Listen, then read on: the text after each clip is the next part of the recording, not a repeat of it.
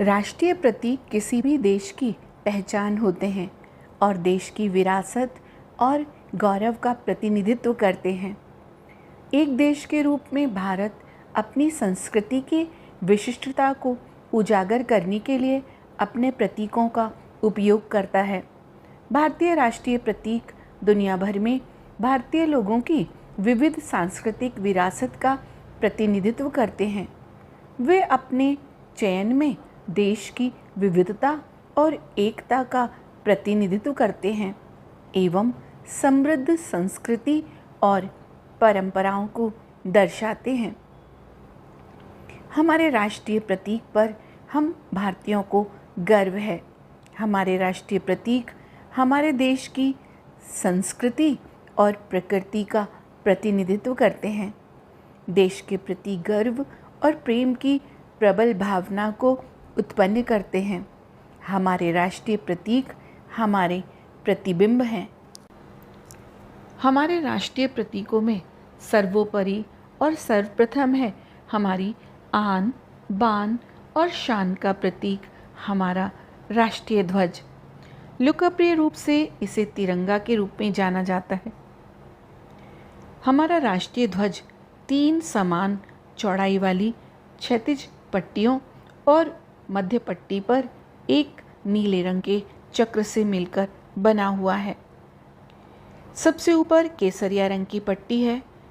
केसरिया रंग देश की ताकत, साहस, बलिदान, वीरता, बुद्धिमत्ता और कर्म का परिचायक है। मध्य में श्वेत पट्टी है जो हिंदुस्तान के मूल स्वरूप शांति और सत्य को दर्शाती है। इसी पट्टी पर नीले रंग का चक्र बना हुआ है। इस चक्र का व्यास लगभग सफ़ेद पट्टी की चौड़ाई के बराबर होता है।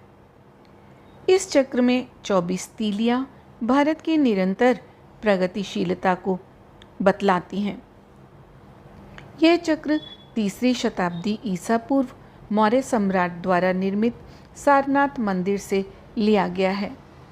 चक्र का गहरा नीला रंग असीम आकाश, अथाह समुद्र और आंतरिक ऊर्जा का प्रतिनिधित्व करता है।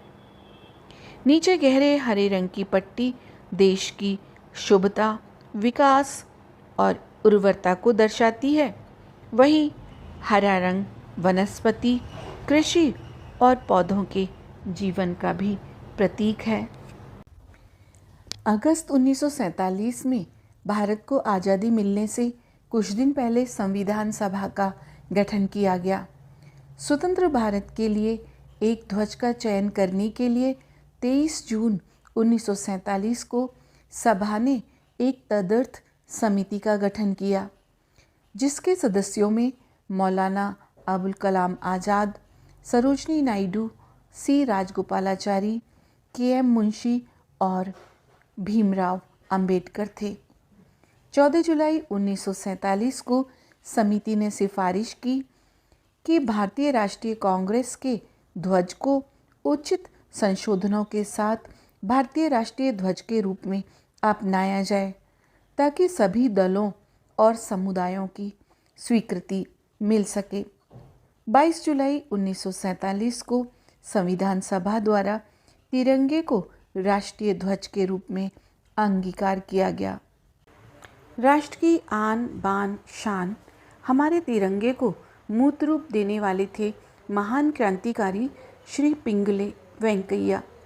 श्री पिंगले वेंकैया जियोलॉजी में डॉक्टरेट और हीरे के खनन में विशेषज्ञता भी रखते थे, इसलिए उन्हें डायमंड वेंकैया भी कहा जाता है। श्री पिंगले वेंकैया को संस्कृत, उर्दू और जापानी भाषा का अच्छा ज्ञान था। पिंगले वेंकैया ने 1916 से 1921 तक करीब 30 देशों के राष्ट्रीय ध्वज का अध्ययन किया। उसके बाद ही उन्होंने तिरंगे को डिज़ाइन किया। भारत के राष्ट्रीय ध्वज तिरंगे के वर्तमान स्वरूप को 22 जुलाई 1947 को भारतीय संविधान सभा की बैठक में अंगीकार किया गया। राष्ट्रीय ध्वज के रचनाकार और स्वतंत्रता संग्राम में अतुलनीय योगदान देने वाले पिंगली वेंकैया ने देशभक्ति के रंगों से राष्ट्र को एकता के सूत्र में पिरोने का महान कार्य किया। हमारे राष्ट्रीय ध्वज तिरंगे का इतिहास काफ़ी गौरवपूर्ण रहा है। अनगिनत वीरों ने इस झंडे के लिए अपनी जान की आहुति दे दी। भारत का पहला राष्ट्रीय ध्वज 7 अगस्त 1906 को कलकत्ता, जो अब कोलकाता है, के पारसी बागान स्क्वायर ग्रीन गेट में फहराया गया था।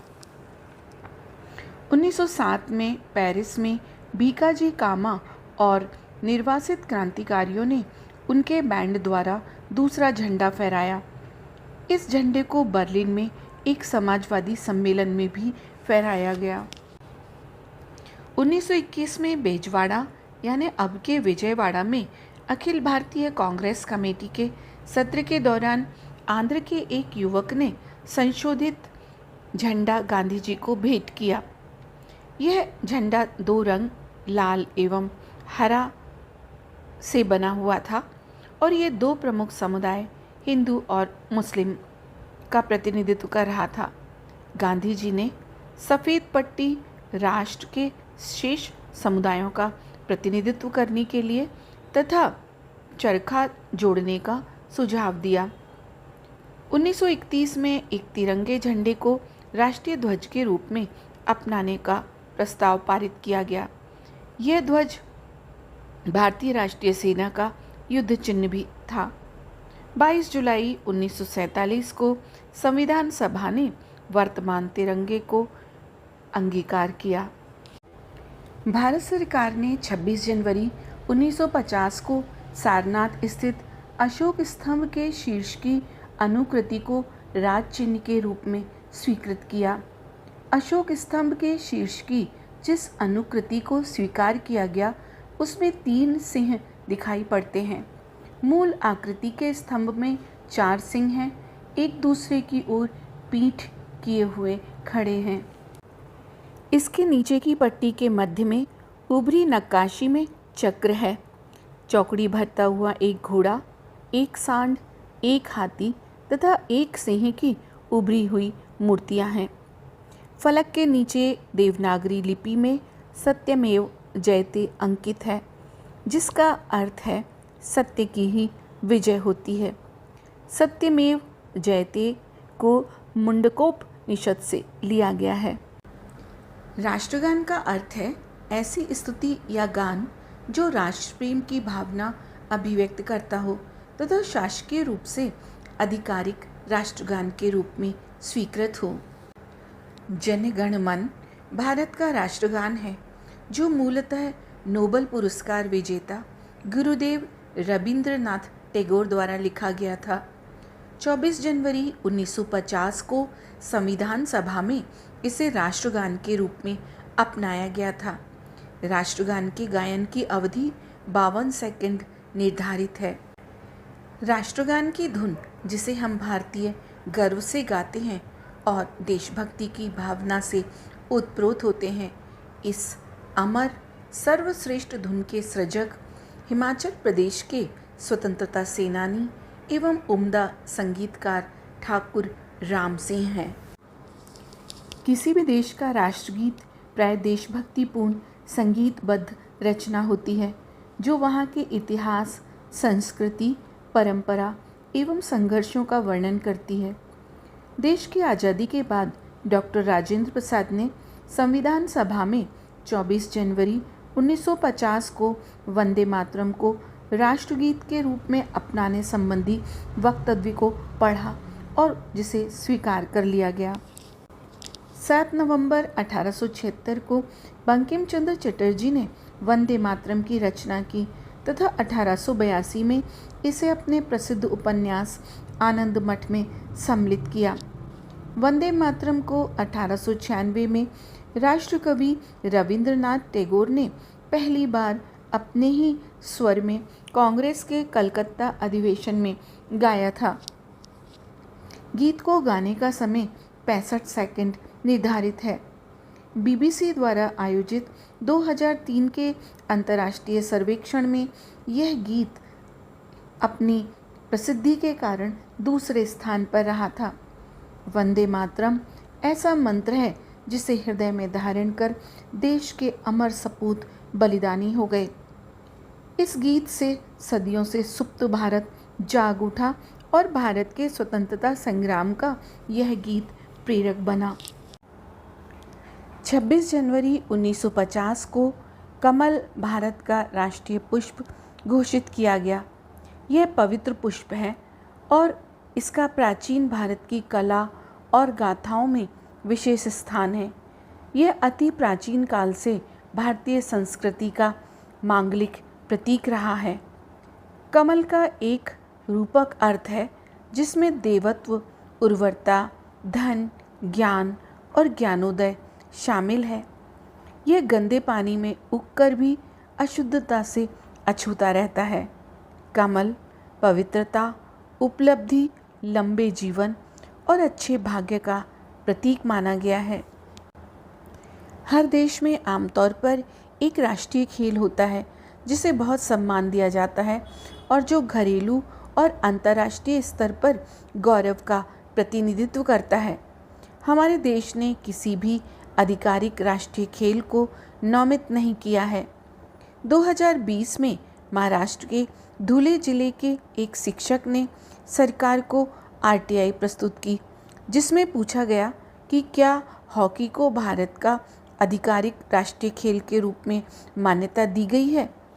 युवा मामलों के मंत्रालय ने जवाब दिया कि भारत सरकार का उद्देश्य सभी लोकप्रिय खेलों को और खेल विषयों को बढ़ावा देना है, इसलिए किसी भी खेल को आधिकारिक तौर पर भारत के राष्ट्रीय खेल के रूप में मान्यता नहीं दी गई है।